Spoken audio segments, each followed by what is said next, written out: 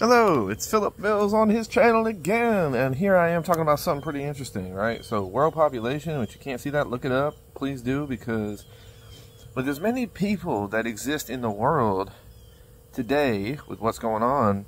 You got a feel for what's happening in Ukraine, what's happening in Iran, more so Iraq, well, not so much Iraq anymore, but, Iran, Palestinians, right? And I'm a 34-year-old man. I've seen people who set up dating profiles who are talking about religion.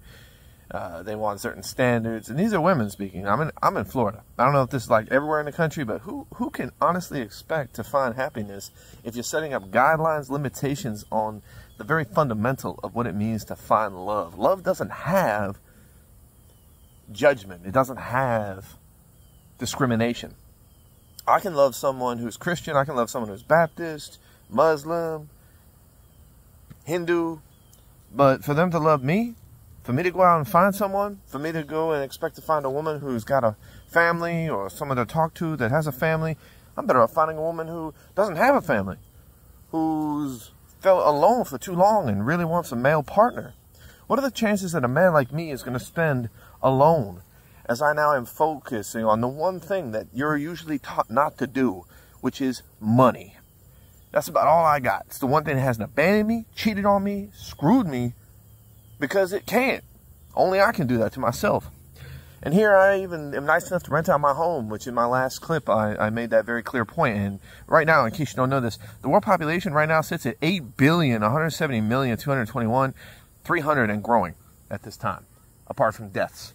Now, everybody I understand is going through their own hardship. But when you've been through a situation where you're a female and you've run off and you've tried to get with a guy because he appeared to be good, or a guy to a girl in the same respects, and you got hitched and you got involved in having kids, where's the morality in when you find out you rushed into things and you just had kids and you put those kids in a situation where now they're split up and they don't have partnered parents that are together, and the world population is ever growing? The threat of nuclear Armageddon is on the rise because it's only inevitable before we end up destroying ourselves. And with what little bit of time we have, as most say, who cares? Just enjoy life. Just have fun.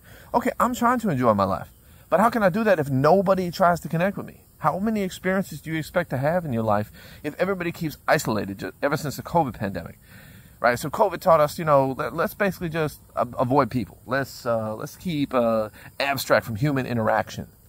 So as the world population grows, it doesn't prove that the COVID pandemic killed or wiped out any more of what made a major overall difference. The worst part is that time you can't get back. With much of what we're going to all face and what we're all going to experience, there's a lot of people who are never going to get to experience a happy connection. And for all those setting up these guidelines and requirements of what somebody has to do to meet their predicament, you might as well just put on your profile, no one's ever going to get to marry me, date me, love me, or be with me, because you have to meet these impossible, impractical guidelines, such as you have to be Christian. You have to worship the Lord. You have to worship the Almighty One.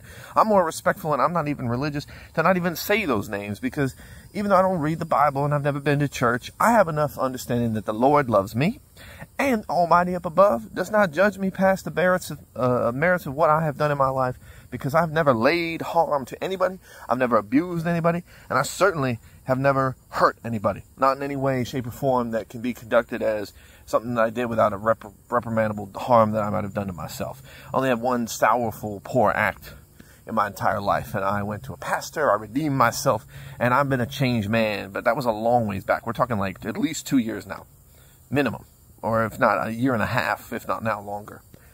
I live with what I see today, even with renting and now coming down to my final place here and all the time I've lived here. I live with people who are just trying to get by in their daily lives, except for one who likes to drink a gallon of beer 4 times a day and yet has no empathy, concern, or anything else except just being downright nasty, and even tries to antagonize a Second Amendment 2A, that's right, 2A, Second Amendment, carrying gun owner. I'm proud NRA member, even though I don't pay for a membership. I don't need to, because that industrial corporation, that facility, that whole group, they're all corrupt. I don't care about any of the NRA presidents. Yes, they may stand for a lot of things that, how can I dare talk that way when I wear a shirt like this that's made or produced by them? No. It's my Second Amendment right. No Democrat is going to take that away, and no Republican is going to take that away. And am I happy that Donald Trump and Kamala Harris are now on the tickets for what we have to vote for? And everyone wants to vote for a con criminal?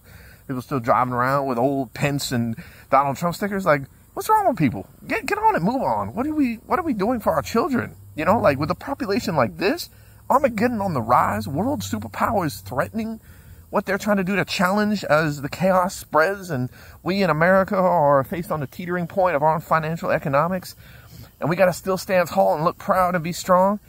And how are we going to do that with children down the road to spread and bolster and feed that image, when all we're doing is essentially creating a division in our country with crazy talk about civil war, division amongst each other, hate against each other? You know how much time you could have spent instead trying to find common ground and love, and if not yet appreciation for each other, or at least not spreading hate and bigotry? It's a wonder why there's so much hate in the world. It's always been there. It's just people who like to stoke the flames, like Donald Trump. He did that, and everybody else who fed on to that fed that even worse. Here's my theory. If we don't change the way we are now, our future's not going to look much different than the future in the Disney movie WALL-E, which is the world filled with mounds and mounds of trash so high we'll never get rid of it. Or better yet, Idiocracy, which is an excellent movie, which I see a lot of people making comments on a lot of videos for all the political comments about how we're just going to essentially end up in a world run by idiot candidate elects, which we already getting really close to that point. We're already setting the precedent there. And idiocracy is going to be our future. You know, corporations and major companies are going to buy out everything, and we will not be able to control or have our rights as American citizens down the road. You know, certain things will be exported, imported, but it will all be controlled by large corporations, including even the most basic things that we need to survive.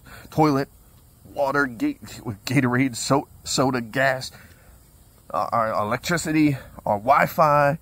Don't be surprised when these things are no longer owned and managed and controlled by regular companies that you rely on today. And to live off the grid is great, because then, maybe you don't need to worry about these things. You can just be happy with the bare minimum. Having somebody who loves you, you don't need to rely on technology. You can still own firearms, be proud, own your own land, grow your own crops, and you don't have to be a part of this cessing pit of misery. And you can focus on working hard, facilitating a better purposeful use toward what you're going to do with your potential, like studying for, I don't know, a future, better, dang mosquitoes. It's not that bad here in Florida where I'm at. I'm in Melbourne on the Space Coast. It's not too horrible. But what I'm saying is like, you know, if everybody tries to live and survive in these areas where we do, like, you know, you need at least 4 acres of land for a single family. You gotta have a cow, maybe 2 cows, some chickens, you know, just to survive on basic stuff. But you can't even do that because most places are owned by HOAs. So this is what my point is. One by one, things are going to start eroding away from our American freedom. And why we have so much depression, you know, and drug abuse and violence is because of people's frustration when they can't get out of situations they could have avoided, or that they're stuck in based on their own poor choices or situations that they just be fallen into. I mean, take for example for the guy I just mentioned, that I won't mention by name, protecting privacy, but who will eventually be gone out of my house. I mean, if you're drinking 4 gallons of Bud Light, which is trashy, watery beer, sorry, no offense to Bud Light, but I mean, it's not that good to be drinking 4 gallons of it. A gallon a day, that's what this person drinks. A gallon, minimum. 1.2 liters, okay? 1.2 liters, which is over... It's like over 128 ounces, which is over a gallon, or that is a gallon. This person drinks 132 ounces a day, 142, sometimes 152. Okay, I'm dealing with that.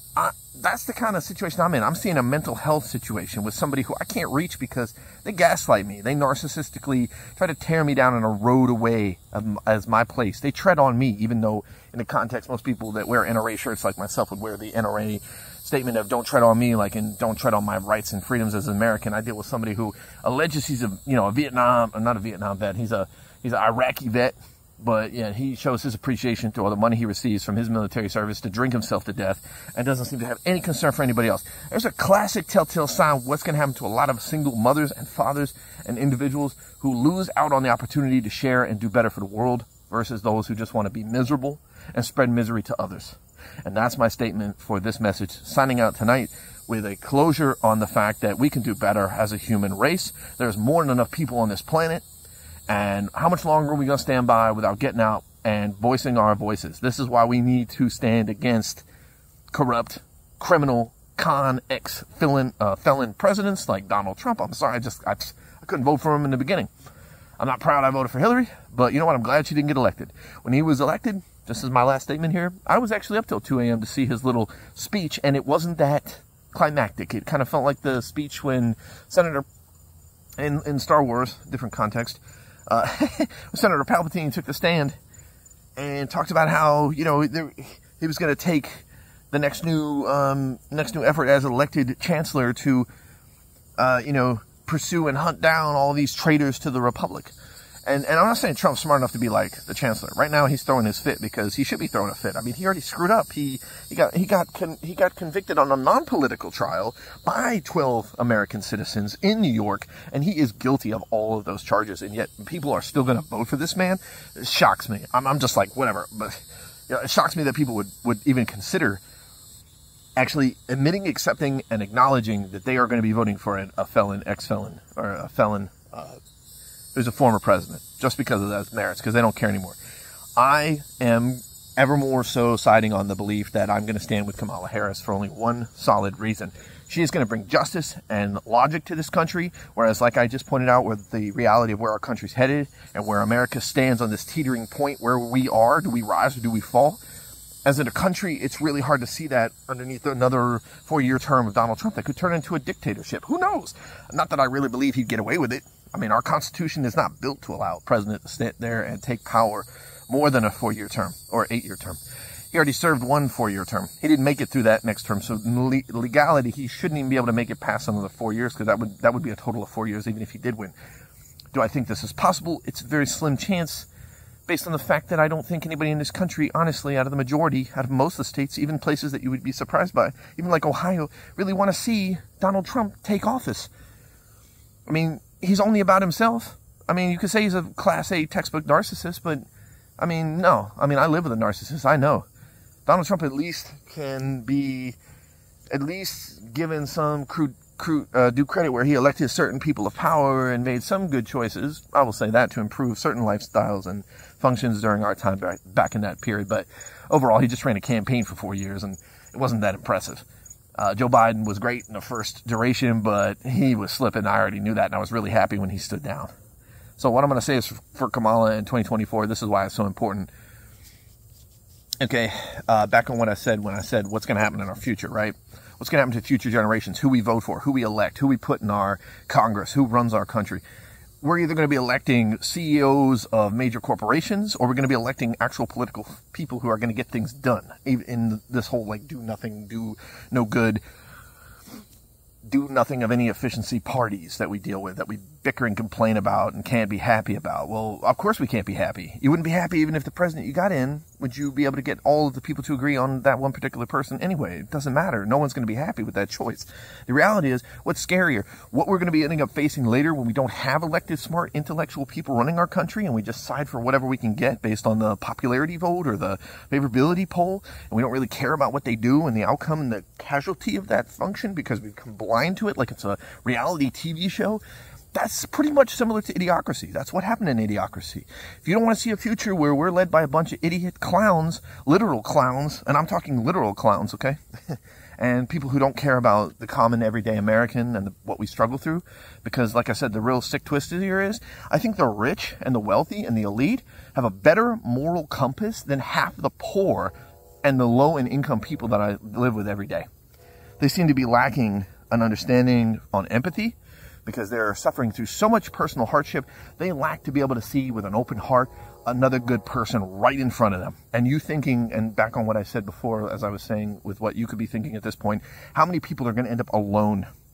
Alone, without a partner, single mother raising their kids with no partner just because they're conceited or they've fallen back on certain beliefs that control their true and utter future, where they no longer believe in happiness and connections. They've given up. A lot of people have given up. Men have given up on women. Women have given up on men. You know, and back on my last video where I said the last time, I really do believe that the first man who cheated on his first woman is what set off this horrible string of back and forth betrayal between the genders. There's nothing wrong to those who choose to date the same sex at this point. I'm not against any of that. Anybody who wants to do that, be my guest. But if you're going to raise kids, do it in the sensible way where you don't corrupt and twist those kids into doing things that are unhealthy and in an unproductive and poor way to raise a child. I was adopted by 2 women. There's no reason why 2 men can't do it. And then more importantly, it really matters even more that women and men start to come together in this country. Because as far as I'm concerned, I'm not going to stand by and stay quiet while I see women who can just judge a man because he's got emotions, he's got feelings, he can share feelings, not because he's overly, emotional, but that he can at least speak and talk in a proper, headstrong manner to even voice certain concerns. So that's my bit for today. And I think there's going to be a lot more to come, because if I can't be fortunate enough to have a partner in this life and raise a family, I would be absolutely dang sure, we'll just say it like that, dang sure, I'm going to be speaking my voice, even if it may not be every day, every week, about how twisted our world has truly pushed our generations and our future kids to have to grow up in.